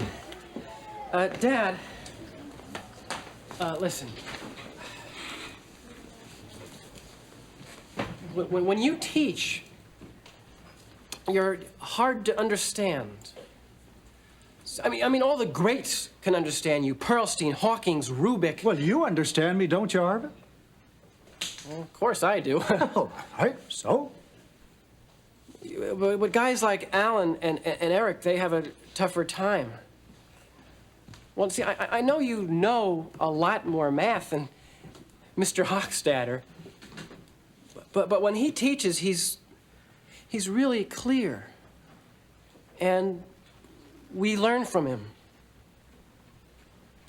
Now, you're a great dad and a great mathematician. But you're just not that great a teacher. Okay, Dad, you understand? I hope this doesn't hurt too much coming from your own son. Son? I have no son. Dad! Oh, I'm just kidding. I saw it in a movie once. Of course I have a son. And I love him. That's why I took this job when Dr. Samuels offered it to me. What do you mean? Hey, remember when we used to go to the park and talk about playing catch? Yeah. And we do the math puzzles together? And check out the stamp stores? Well, I mean, we were best of pals.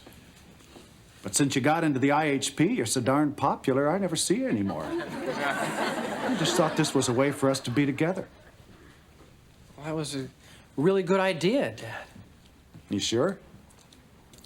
I mean, us being together more was a good idea. You know, you're all grown up, Arvid. I am? Well, sure, you criticized your father. No, I take it back. I didn't mean it. Yes, you did. Okay, I did. And I'm proud of you.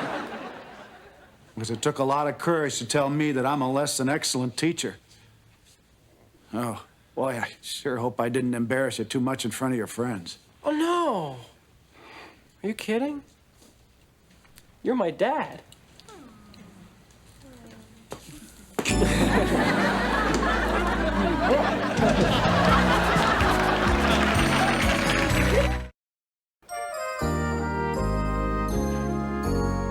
So, attempting to fold a little contemporary history into your calculus class, I'm going to ask you to think of Dr. Ingen here as the distinguished representative from the sovereign nation of Mathematica. And I want you to think of Arvid as his UN simultaneous translator. Take it away, boys. Okay, hit it, Dad. All right, take the series whose general term is 1/2 to the nth. Just relax. Just write 1 plus 1/2 plus 1/4 plus 1/8 plus 1/16, and so on. Okay, Arvid, I'm with you so far. Call the series S. Just write S equals in front of it. Now multiply by 1/2 and subtract. That's it. Simple. Oh, I'm lost again, Arvid. Just relax. I'll talk you down. Multiplying each term by 1/2. So 1/2 of 1 is 1/2. 1/2 of 1/2 is 1/4. 1/2 of 1/4 is 1/8, and so on. But that's what I said. No, Dad, that's what you thought. Remember? You do the thinking. I'll do the talking. Sorry? Okay, so you see, each term becomes the next. So all the terms in the first series, except for the 1, are here in the second. Now, if we subtract, all the terms cancel out except for the 1. So if you subtract half of S from S, Then you get half of S. And if half of S is 1, then S equals 2. Yeah. I did it! I solved an infinite series of numbers! I am not a moron!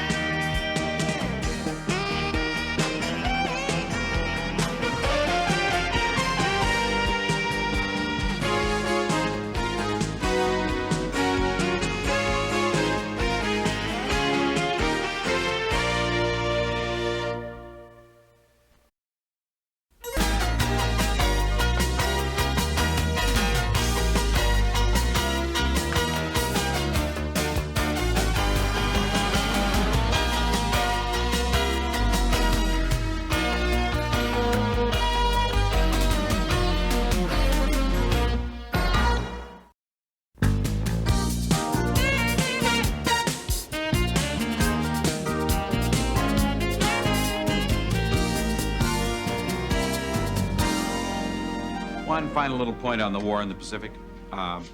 Raising the flag in Iwo Jima. Oh my God, there's a spider on my desk. Get it off. Hang on! Look out! Look out! Ah! Oh! Guys, it's just licorice. Come on. Who wants some? Dennis, this is the last warning, okay? Now, one more gag, one more word, one peep out of you, and you're gone. You're out of my history class. You got it? Yes, sir. I'm sorry. Spider? No, of course not. So, where was it?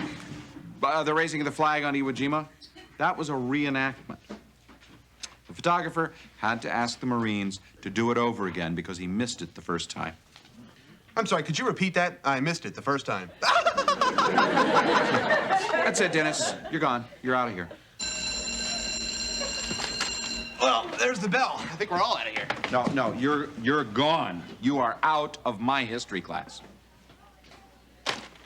Mr. Moore, come on. I'm sorry. I got a little carried away. It won't happen again, I promise. I know it won't happen again. Goodbye, Dennis. Come on. One little joke. It just slipped out. Please do the same.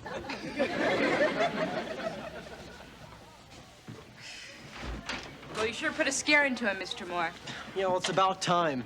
I can't wait to see him come back with his tail between his legs. No, he's not coming back into this history class. You're not really busting him from the IHP, are you? You're just teaching him a little lesson, aren't you? Look, Dennis is out for your good. He's out for his good. He's out for good.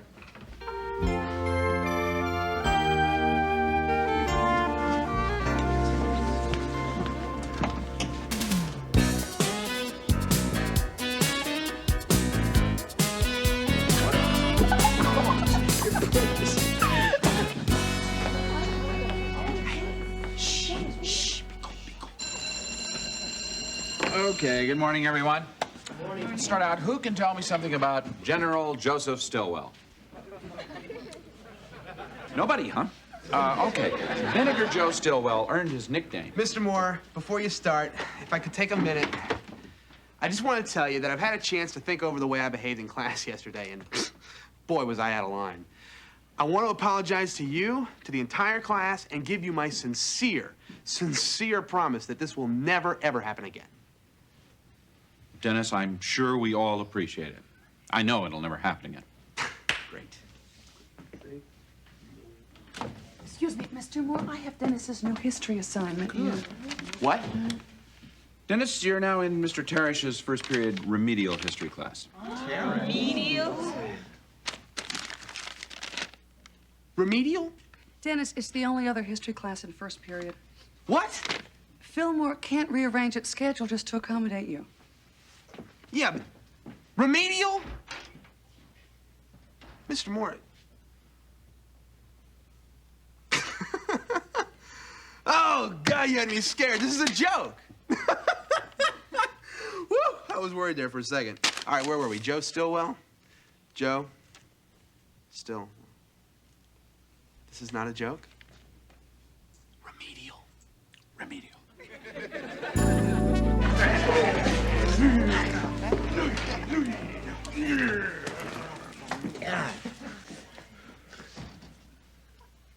Well, what have we got here? Wrong classroom. Gotta go. Not so fast, Bozo. The name's Dennis. Whatever. Hey, guys. You know, I've never even seen an IHP nerd up this close before. You're actually kind of funny looking. Thank you. I know him. He's a friend of Arvid's. Rhonda, hi. Let's have lunch. Could you ask your friend to back off, please? I said I knew you. I didn't say I liked you. Oh, Jeff, right? Remember me? Dennis Blunden? I was your peer counselor? Oh, yeah, dude. You're the one that gave me the advice about not cleaning up my room. Yeah, how'd that work out? Not so good. I'm living in the car now. Okay, well, I bet you can play the radio as loud as you like, right?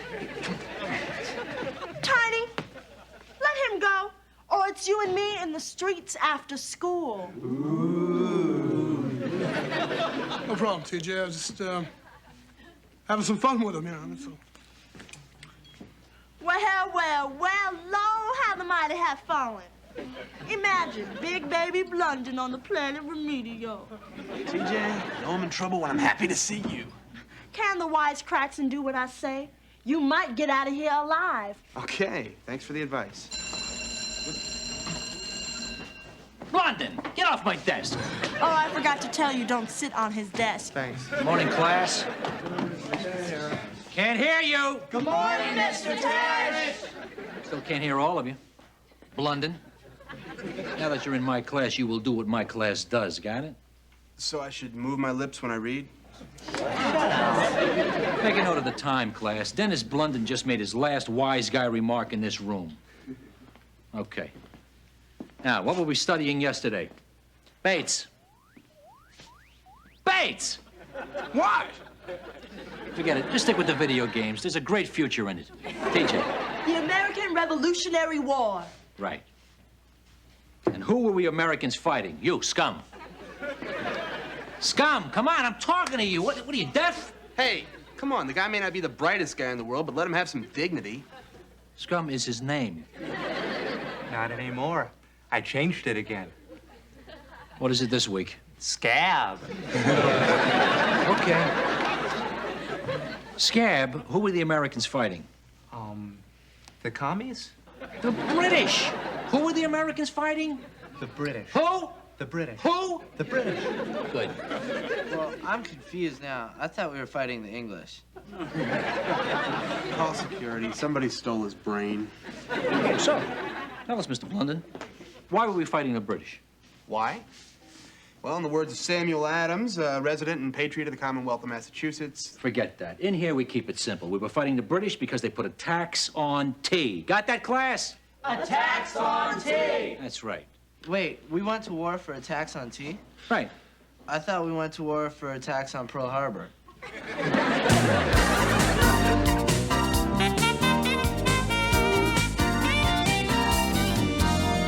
Mr. Moore, this is going far enough. Blunden has learned his lesson. He's apologized. It's time he's back where he belongs in the IHP. Thank you, Dr. Samuels. I'm sorry, Mr. Moore. I didn't want to have to call in the big guns, but, you know, guy's got to do what a guy's got to do. Exactly. That's why this guy's got to send you back to remedial history. You can't do this. I'm the principal. No, I'm the teacher. Read the rule book. Better hurry, Dennis. Mr. Teresh hates tardiness. Dr. Samuels, are you going to let this glorified substitute push you around? Stand up to him. Don't be a worm. Sorry. You heard Mr. Moore. Mr. Teresh hates tardiness.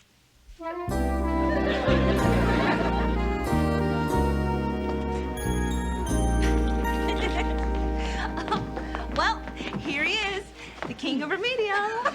Dennis, are you sure you want to join us for honors English? Yeah, Dennis, remedial reading is starting a new episode of Spider-Man today. And while we're in calculus, why not try remedial arithmetic?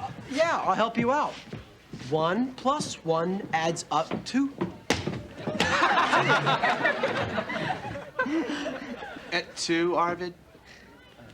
That's good. Remedial Latin. You know, you guys think you're so special. Well, somebody ought to put you right in your place. And who's going to do it, the remedials? Yeah, maybe. Yeah, how about a challenge, huh? The remedials against the IHP. Oh, come on, Dennis. In what? Breaking and entering? No, in an academic competition, a question and answer face-off. Dennis, you're losing it. Definitely, Oh, we'll see who's Dennis. gonna lose it. Are you guys in, or don't you have the guts? Oh, come on. Oh, he's serious. Listen, I'm serious. Okay, all right, fine. You're on. Fine. Okay, fine. Yeah, sure. I'll see you there. Great. This is your newest gimmick to get back into my class, Dennis. I got to tell you, it's not going to work. This is not a gimmick. We will meet you on the field of battle. Man for man, brain for brain, IHP against the remedials. Oh, God, what have I done? Dennis, run this by me one more time. You what? I challenge the IHP. All right, a rumble. We'll kill him. We got the size, we got the weapons. Relax. This is not a rumble. This is an academic competition. All we do is answer questions. What gives you the right to make challenges for us? You ain't even been here a week. The guy's a joker. He's just pulling our chain. Hey, come on. I have never been more serious. Oh, yeah, right. You're serious? This is from a guy with a locker full of rubber chickens. I am telling you, we can beat those guys. I know the IHP and I know their weaknesses. Yeah, and we know ours. We're dumb. Oh, okay. So that's what it takes to be here in remedial? Being dumb? No, but it helps. Scum. Scab. Scab, sorry. You're in a band, aren't you? Yeah. What are the notes in a C minor 7th chord? C, E flat, G, B flat. Not too dumb. Rhonda? You went on a date with Arvid. Did you understand a word he said? Sure. Okay, you gotta be pretty smart for that. Tiny. Look, I ain't about to make a fool out of myself. You guys are gonna be the laughingstock of Fillmore. Yeah? Not if we win. Jeff, how about you? Count me in. Like, you're my hero, dude. Okay, Blunden, I'm in too. Okay, then everybody... Okay, we're in. We're gonna do it. Just tell us what to do, man. Okay, all right, just listen. The first thing we gotta do is pay attention and listen to Teresh. Whoa. I don't know if I can get into that, man. Hey, come on. I know the guy's a jerk, but we need him. He's got a master's in history. Okay, we'll try it. Everybody understand? We show Teresh respect. Enthusiasm, huh? Morning, class. Good morning, Mr. Teresh. All right, what's going on here? Nothing, sir. Yeah, we're ready to learn, Mr. Teresh. That's right. This is another one of your gags, isn't it, Blunden? Okay, pal, you just bought yourself a one-way ticket to detention. Excuse me, Mr. Teresh. Oh, Mr. Moore, to what do we owe the surprise? Well, I was hoping we could discuss the rules of the academic competition before you got your class started. What academic competition? I challenged the IHP to a match. You what? Mr. Moore, I wonder, could I see you in the hall for just a moment? Thank you so very much. And you too, Blunden.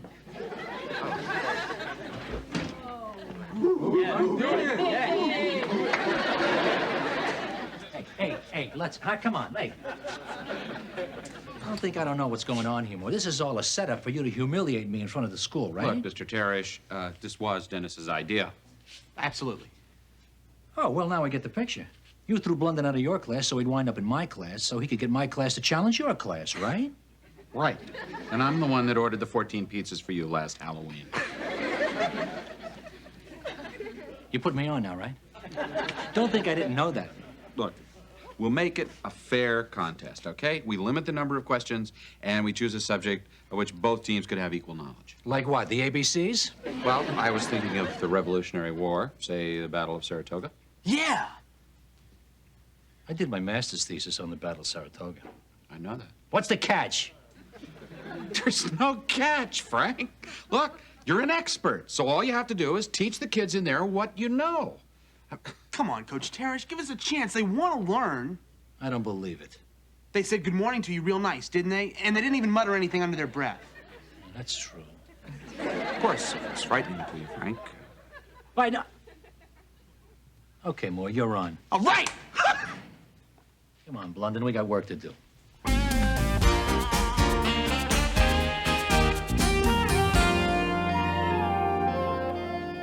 End of 1776. The British have crack professional troops. All we've got are small detachments of volunteers and Washington's little army hanging on by its teeth down in Pennsylvania. Does that remind you of anything? Yeah, the Americans are the remedials and the British are the IHP, right, dude? You got it.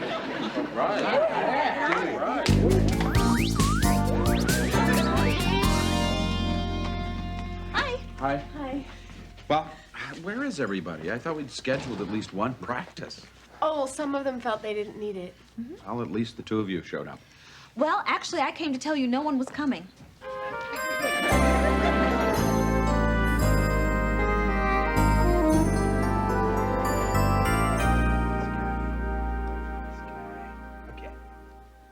Ready! Aim!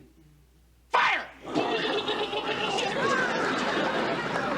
Okay, General Gates, you got us this time. Now all us British can do is retreat. But where do we retreat to? Freeman's Farm. Great. Remember that. Now, let me show you one thing about the Hessians. Tiny, we need you over here. What are you doing? You're playing commando. You got a problem with that?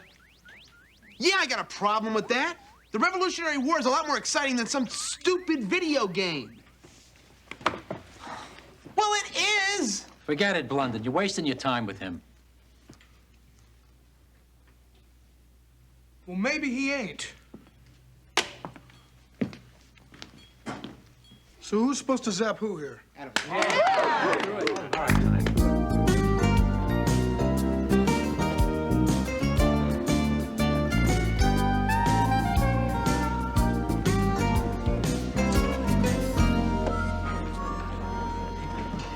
Rhonda. Hi, Arvid. This is kind of funny, huh? Meeting on the battlefield like this. Even though you're the enemy, you're still cute. Listen, I'd be happy to miss a question or two if you think it'll help. Thanks, Arvid, but we just might beat the pants off of you. Okay, the IHP against the remedials. This shouldn't take very long. Elected topic will be Battle of Saratoga. Each team gets to question the other team in turn. First team to score 25 points wins. Excuse me, Dr. Samuels. To make sure that Dennis doesn't answer all of the questions, we'd like to add a rule that no one can answer more than 3 questions. Sure, fine, no problem. You got it. Should be out of here in 5 minutes. Janice, first question. Name the commander of the British forces in the campaign and 2 of the officers who served under him. General Burgoyne, under him was General Fraser and the Baron von Riedesel. Correct. There will be no demonstrations, remedials. Your question. Okay, who was the British Secretary for America at that time? Lord Geoffrey Germain. Close. Lord George Germain. This is gonna be tougher than we thought.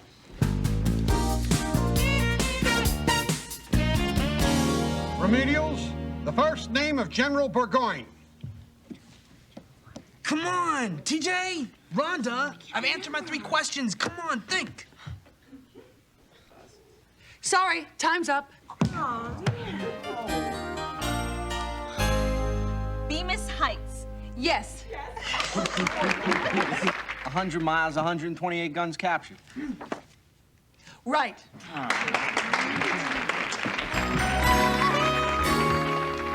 Brigadier General Simon Fraser. Correct.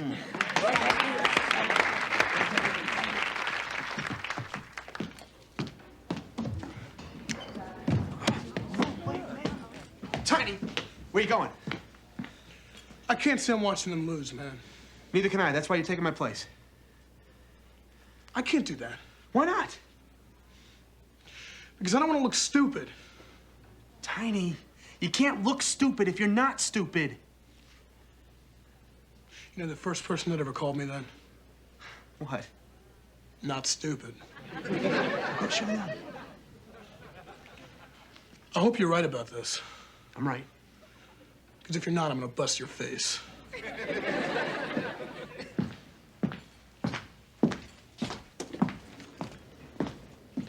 Everything okay? I just hope he's not stupid. Tiny, what are you doing here? I'm taking Dennis's place. Are the remedials ready? Yes! The IHP question? Describe General Gates' strategy for the final assault on the British. I'll take this one. All right. You gotta visualize the entire thing like a giant video game. I'm General Gates. Now, first I hit them so that they retreat to their stronghold at the Belcarres Redoubt. And that's 5,000 points. If I try to go directly after them from there, I blow it. Out of the game. Gone. I've got to move to the north against the Bremen Redoubt. If I get away with that, that's another 5,000 points. Now I've got my artillery. And it's goodbye Freeman's Farm. 50,000 points, end of game. He's right.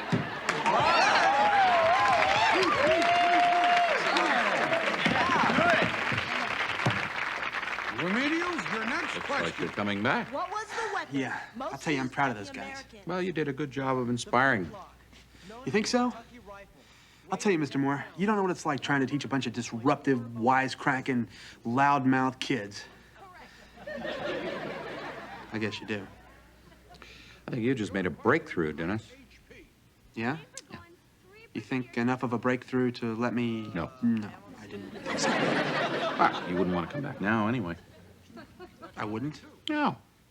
And leave what you started here? I mean, if you walked away from them now, you know they'd start backsliding. Yeah, you're right. You're right. So, you think one more week in remedial would be enough to stop the backslide? I think at least 2 more weeks.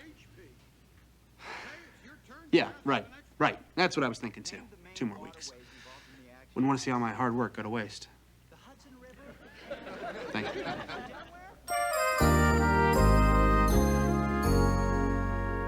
The first correct answer wins the match. IHP, your question. What was the name of General Gates, chief engineer? Say it and spell it. Kosciuszko! Kosciuszko. Correct.